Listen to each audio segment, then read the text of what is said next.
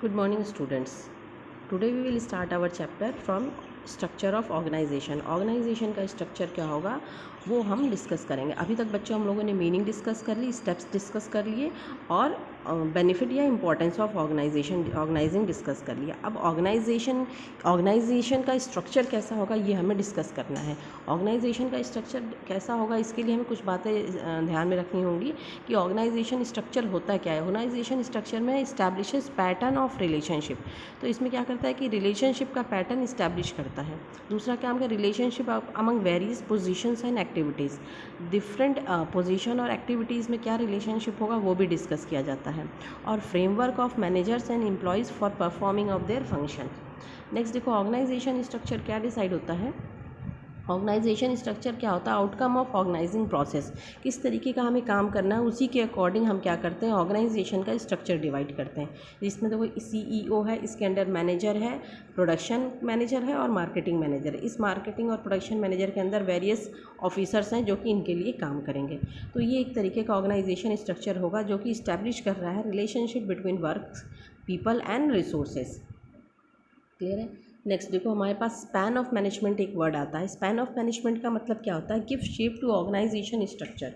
Span of management refers to number of और subordinate that can be effectively manage by a superior. एक superior जो है number of subordinate कितने अच्छे तरीके से मैनेज कर सकता है उसको हम स्पैन ऑफ मैनेजमेंट बोलते हैं। इट मीन्स कि एक पर्सन हो सकता है 8 लोगों को बहुत अच्छे से मैनेज कर पाए, एक पर्सन हो सकता है 20 लोगों को बहुत अच्छे से मैनेज कर पाए। क्लियर है। तो स्पैन ऑफ मैनेजमेंट का मतलब क्या हुआ कि number of subordinate which can be effectively managed by a superior. A proper organization structure is essential to ensure smooth flow of the communication and better control over the operations of a business enterprise. Clear है। तो जब हम business enterprises के हमें better flow and better communication कराना है तो हमें ये देखना पड़ेगा कि एक सुपीरियर वो कितने सबॉर्डिनेट को बेटर तरीके से कंट्रोल करके काम करवा सकता है। This one is called as span of management और ये बहुत इंपॉर्टेंट होता है हमें जब फंक्शंस ऑर्गेनाइजेशनल स्ट्रक्चर को हम समझते हैं। नेक्स्ट आके देखो span of management. Span of management का एक छोटा सा चार्ट दिया हुआ है। देखो ये ऊपर वाला पर्सन है जो इस तरीके से ऑर्गेनाइजेशनल चार्ट को फॉलो करता है और एक नीचे वाला ग्रुप बी का ऑर्गेनाइजेशन चार्ट इस तरीके का है। तो डिपेंड करता है कि ये जो है हम किस तरीके के ऑर्गेनाइजेशन चार्ट को फॉलो कर रहे हैं या किस तरीके से हमारे जो है सुपीरियर अपने सबऑर्डिनेट्स को हैंडल कर रहे हैं ना। Next type of organisation structure. Types of organisation structure क्या होता है बच्चों कि हम ऑर्गेनाइजेशन स्ट्रक्चर कितने तरीके के होंगे। कितने तरीके का होने का मतलब कि जनरली हमारे पास ऑर्गेनाइजेशन स्ट्रक्चर 2 तरीके के कंपनीज फॉलो करती हैं। पहला है क्या फंक्शनल ऑर्गेनाइजेशन स्ट्रक्चर और दूसरा क्या है divisional organization structure. Functional organisation structure means कि हमने क्या किया है ऑर्गेनाइजेशन को फंक्शंस के बेसिस पे डिवाइड किया हुआ। देखो कंपनी ऑर्गेनाइज्ड बाय फंक्शंस, इसको हम लोग बोलते हैं फंक्शनल ऑर्गेनाइजेशन स्ट्रक्चर। और एक company which is divide by company which is divided by organizational function it is called as functional organization structure, and company which is organized by product, जब कंपनी को हम प्रोडक्ट से ऑर्गेनाइज करते हैं तो that one is called as divisional organizational structure. Clear है। यानी जब हमने फंक्शन को बेसिस माना, फंक्शन हमारे पास डाइवर्स है तो हम फंक्शनल ऑर्गेनाइजेशन स्ट्रक्चर फॉलो करते हैं। और हमारे पास जब प्रोडक्ट की डाइवर्सिफिकेशन है यानी प्रोडक्ट हमारे पास ज़्यादा है तो हम क्या करते हैं डिविजनल ऑर्गेनाइजेशन स्ट्रक्चर फॉलो करते हैं। नाउ नेक्स्ट हमें बेसिकली इन 2 तरीके के ऑर्गेनाइजेशन स्ट्रक्चर को ही पढ़ना है ना। फंक्शनल ऑर्गेनाइजेशन स्ट्रक्चर क्या होता है, देखो ये डायग्राम बना के दिया हुआ है कि मैनेजिंग डायरेक्टर है, इसके अंदर 4 मैनेजर्स हैं यानी 4 फंक्शन हो गए, प्रोडक्शन का, फाइनेंस का, मार्केटिंग का और पर्सनल का। और फिर ये चारों के अंदर अलग अलग फंक्शंस होंगे तो ये होगा फंक्शंस के बेसिस पे डिवाइड किया। फंक्शनल ऑर्गेनाइजेशन स्ट्रक्चर क्या होगा, it is an organization structure wherein jobs of similar nature are grouped into major factors and these major factors are organized as separate department. This is a kind of organization structure classifies people according to functions they perform in the organization. तो clear है बच्चों, हमने क्या किया जो similar nature के job है उसको एक ग्रुप में कर दिया और उसको एक मेजर फंक्शन बना दिया। फॉर एग्जांपल अगर प्रोडक्शन का मेजर काम जो है वो प्रोडक्शन मैनेजर देखेगा, फाइनेंस का मेजर काम जो है मैं ज़्यादा से ज़्यादा काम फाइनेंस मैनेजर के अंदर होगा। इसी तरीके से ह्यूमन रिसोर्स जो मैनेजर होगा वो सारा स्टाफिंग सिलेक्शन रिक्रूटमेंट प्रोसेस वाला काम करेगा। परचेज मैनेजर जितनी भी कंपनी में मैन्युफैक्चरिंग हो रही है उसके लिए परचेज का काम करेगा। तो इसको हमने फंक्शनल ऑर्गेनाइजेशन स्ट्रक्चर को किसके बेसिस पे डिवाइड किया, फंक्शंस के बेसिस पे डिवाइड किया, which is called as functional organisation structure. देख लो, president, vice president, personal staff और ये सारे marketing, engineering, production and finance. फिर अब फाइनेंस में financial planning, budget, general accounting, cost accounting, ऐसे करके हम लोग इसको फॉलो करेंगे। क्लियर? देखो अब ये प्रोडक्शन मैनेजर हो गया। प्रोडक्शन में प्रोडक्शन प्लानिंग कर दिया, परचेज कर दिया, जनरल प्रोडक्शन हो गया। फाइनेंस में देखो financial planning, budget, accounting, cost accounting, ऐसे करके हो गया। तो ये हर एक डिपार्टमेंट में क्या है, मार्केटिंग का देखो, marketing research, marketing planning, advertisement, sales promotion, ये सारा हमारा क्या आ गया, मार्केटिंग का सारा काम जो कि मार्केटिंग मैनेजर करेगा। क्लियर है बच्चों? भी आगे हम लोग बढ़ते हैं। इसी तरीके से हमने पूरे ऑर्गेनाइजेशन के 4-5 फंक्शंस हैं और उन फंक्शंस के बेसिस पे हम लोगों ने सारे ऑर्गेनाइजेशन को डिवाइड किया हुआ है।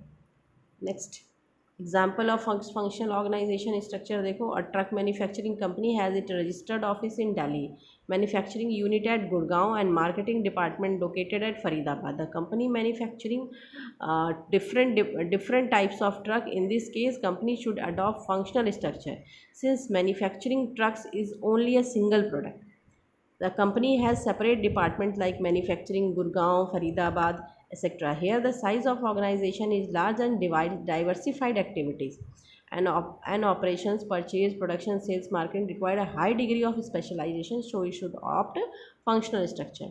क्लियर है बच्चों? तो एक प्रोडक्ट है ट्रक और उसके लिए बहुत सारा काम हो रहा है, तो इसको हमें क्या करना है, फंक्शनल स्ट्रक्चर ही ऑप्ट करना है। डाइवर्सिफाइड एक्टिविटीज़ हैं और इन डाइवर्सिफाइड एक्टिविटीज़ में हर जो एक्टिविटीज़ है वो एक फंक्शंस के थ्रू परफॉर्म किया जाएगा। अब नेक्स्ट देखो, advantages of functional structure. Advantages क्या है, स्पेशलाइजेशन मिलेगा, better control and coordination, profit increase करेगा, कॉस्ट रिड्यूस होगा, training becomes easier, due attention. Clear है? ये सारे इसके बेनिफिट्स, इसको हम लोग एक 1 बाय 1 समझ लेते हैं। Advantages of functional structure. Specialization, जब हम क्या करते हैं, ग्रुप अकॉर्डिंग टू, देखो, when the activities are grouped according to types of function, then all the activities are related to one type and specialization which makes optimum utilization of manpower. इसमें हम क्या हो जाते हैं, हर एक जो हमारा वर्क होता है उसमें स्पेशलाइज्ड हो जाते हैं क्योंकि पूरा ऑर्गेनाइजेशन ही फंक्शंस के बेसिस पर डिवाइडेड है। अब देखो दूसरा क्या है, ईजी सुपरविज़न। ईजी सुपरविज़न का मतलब क्या हुआ कि supervision becomes familiar with the type of task performed because all task are related to one function only. ठीक है, तो सुपरविज़न भी आसान है। जो मैनेजर है उसको मालूम है कि मुझे सिर्फ जो मार्केटिंग मैनेजर है उसको पता है मुझे सिर्फ मार्केटिंग का ही काम देखना है, प्रोडक्शन का काम नहीं देखना है, तो वो ईजिली सुपरवाइज कर सकता है। प्रोडक्शन वाले को पता है कि मुझे सिर्फ प्रोडक्शन का काम देखना है, मार्केटिंग का नहीं देखना है, तो ईजिली इसी तरीके से वो ईजिली आसानी से सुपरविजन का काम भी कर लेते हैं। Increase in managerial efficiency. अब ठीक है, मैं ही 5 साल तक अगर मार्केटिंग का काम कर रही हूँ तो मैं मार्केटिंग में इफिशिएंट हो जाऊँगी क्योंकि मैंने स्पेशलाइजेशन ले ली ना, उधर 5 साल एक ही जगह काम किया या 2 साल 4 साल तक एक ही डिपार्टमेंट में एक ही जगह काम किया, तो मुझे उस चीज़ की इफ़िशियंसी मेरी इंक्रीज़ करेगी और मैं उस जगह की स्पेशलाइज्ड हो जाऊँगी। फिर इफेक्टिव ट्रेनिंग देख लो। This type of organisation structure make training of employees easier and focus is only on a limited range of skill. Clear? अब इफेक्टिव ट्रेनिंग भी हो जाती है क्योंकि जब हम एक ही टाइप ऑफ फंक्शंस को रिपीटेडली करते हैं तो हम उसमें एकदम टोटली इफेक्टिव हो जाते हैं। और एक for example, employees of production department are giving training to production techniques only. ठीक है, अब जो है वो उनको प्रोडक्शन टेक्निक का ही सिर्फ ट्रेनिंग दिया जाएगा, तो क्या है, इफेक्टिव ट्रेनिंग होगी। अब कॉस्ट भी कम हो जाएगी भाई, डुप्लीकेशन ऑफ वर्क कम हो गया। ठीक है, एफर्ट्स जो है वो स्पेशलाइज तरीके से और इफ़िशिएंट तरीके से कर रहे हैं तो हमारा कॉस्ट भी क्या हो जाता है, कम हो जाता है। ठीक है, एडवांटेजेस के बाद disadvantages of organizational functional organization का डिसएडवांटेजेस क्या क्या है। डिसएडवांटेज देखो, less important to organizational interest, coordination problem, inter departmental conflict and less chances of promotion. देखो अब इसमें सभी जितनी भी चीज़ें हम बिजनेस स्टडी में पढ़ेंगे बच्चों, उसमें एडवांटेजेस भी होंगे और उसके डिसएडवांटेजेस भी होंगे। क्लियर है? तो अभी इन रियल लाइफ भी हम यही देखते हैं कि किसी चीज़ का हमें फ़ायदा दिखता है तो उसका नुकसान भी होता है, तो हम कैलकुलेट करते हैं कि कौन सा हमारे लिए बैलेंस डिसीजन होगा। तो इसी तरीके से ऑर्गेनाइजेशन को भी कैलकुलेट करना होगा कि फंक्शनल हमें ऑप्ट करना है स्ट्रक्चर या डिविजनल स्ट्रक्चर ऑप्ट करना है। दोनों के अपने फ़ायदे भी हैं और नुकसान भी हैं। अब देखो डिसएडवांटेजेस ऑफ फंक्शनल स्ट्रक्चर क्या कहता है। Emphasis on departmental objective. पहला क्या है कि वो डिपार्टमेंट में स्पेशलाइज्ड है, तो उनका सबसे पहला जो है फोकस वो होगा कि हम जिस डिपार्टमेंट में हैं उस डिपार्टमेंट का ऑब्जेक्टिव पूरा होना चाहिए। Overall objective of the company कभी कभी क्या हो जाता है, ओवरलुक हो जाता है। Overall objective of the company क्या होगी कि सारे डिपार्टमेंट प्रोग्रेस करें, लेकिन जो डिपार्टमेंटल हेड होगा वो क्या करेगा, सिर्फ अपने डिपार्टमेंट के बारे में सोचेगा, तो वो डिपार्टमेंटल ऑब्जेक्टिव के बारे में ज़्यादा सोचेगा, ना कि कंपनी ऑब्जेक्टिव के बारे में, जबकि हमें कंपनी ऑब्जेक्टिव पहले सोचना है, बाद में डिपार्टमेंटल ऑब्जेक्टिव। ठीक है। दूसरा देखो कॉन्फ्लिक्ट बिटवीन डिपार्टमेंट में कॉन्फ्लिक्ट भी हो सकता है। ठीक है। कैसे कॉन्फ्लिक्ट हो सकता है, कॉन्फ्लिक्ट होने में क्या है कि एक डिपार्टमेंट का इंटरेस्ट हो सकता है, दूसरे डिपार्टमेंट का इंटरेस्ट ना हो, तो कॉन्फ्लिक्ट होना ज़रूरी है, हो जाएगा कॉन्फ्लिक्ट। फिर देखो difficulty in inter departmental coordination में भी डिफ़िकल्टी हो सकती है। क्यों, क्योंकि all department head may not work as may work as per their own wish. No doubt this facilitate coordination within the department, but it makes interdepartmental coordination difficult. ठीक है। अब मेरी अपनी विश के अकॉर्डिंग काम करनी है तो मेरा अपना डिपार्टमेंट तो ठीक चलेगा, लेकिन मुझे दूसरे डिपार्टमेंट से भी तो कोऑर्डिनेट करना है। जैसे अगर मैं मार्केटिंग कर रही हूँ तो मैं किस चीज़ के लिए मार्केटिंग कर रही हूँ, प्रोडक्ट के लिए, तो मुझे प्रोडक्शन डिपार्टमेंट से भी कोऑर्डिनेट करके चलना है। लेकिन अब इसमें क्या होगा कि मैं जब अपने मार्केटिंग डिपार्टमेंट पे ज़्यादा फोकस करूँगी तो कहीं ना कहीं उधर वाले डिपार्टमेंट में क्या हो जाएगा, मेरा कोऑर्डिनेशन कोऑपरेशन कम हो जाता है, तो इंटर डिपार्टमेंटल कॉन्फ्लिक्ट्स भी होने लगते हैं। फिर देखो suitability of functional organisation structure. इस तरीके के ऑर्गेनाइजेशन स्ट्रक्चर कहाँ सुटेबल होते हैं, इस तरीके के ऑर्गेनाइजेशन स्ट्रक्चर सुटेबल होने का क्या है जगह, वो है when organization structures are large, जब ऑर्गेनाइजेशन स्ट्रक्चर लार्ज है, और when there are diversified activities, यानी फंक्शंस ज़्यादा हैं और प्रोडक्ट एक ही है। जैसे हम लोगों ने एग्जांपल में देखा कि ट्रक ही बेच रहा है सिर्फ, तो ट्रक बेच रहा है तो उसके फंक्शंस ज़्यादा हो जाएंगे और प्रोडक्ट एक है, तो हमें फंक्शनल ऑर्गेनाइजेशन स्ट्रक्चर ऑप्ट करना है।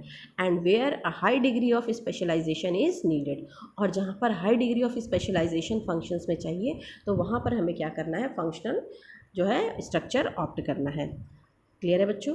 तो आपको एक बार मैं रिजर्वेशन की तरह बता देती हूँ कि हमारे पास ऑर्गेनाइजेशन स्ट्रक्चर में दो तरीके का ऑर्गेनाइजेशन स्ट्रक्चर होंगे, पहला फंक्शनल और दूसरा डिविजनल। फंक्शनल को आज हम पढ़ेंगे, डिविजनल वाला कल मैं आपको प्रोवाइड करूँगी। अब फंक्शनल ऑर्गेनाइजेशन स्ट्रक्चर में फंक्शंस के बेसिस पर हमने ऑर्गेनाइजेशन को डिवाइड किया है।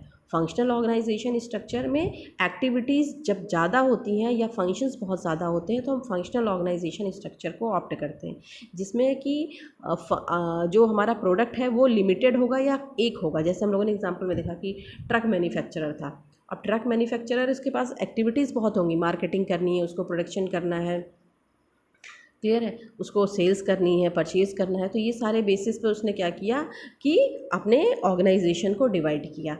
क्लियर है। तो हमारे पास क्या होता है, प्रोडक्ट एक होगा या फ्यू होगा, और उसके बाद हम क्या करेंगे, फंक्शंस हमारे पास बहुत ज़्यादा होंगे, तो डाइवर्सिफाइड एक्टिविटीज़ होंगी, तो हर एक्टिविटीज़ के लिए हमारे पास क्या होना चाहिए, एक स्पेशलिस्ट या एक स्पेशलाइजेशन होना चाहिए। और जहाँ पर हाई डिग्री ऑफ स्पेशलाइजेशन की ज़रूरत हो वहाँ पर हम फंक्शनल को ऑर्गेनाइजेशन स्ट्रक्चर को ऑप्ट करेंगे। बच्चों इसके बाद वाले वीडियो में मैं आपको डिविजनल समझा दूँगी। आज के लिए इतना ही। Thank you so much.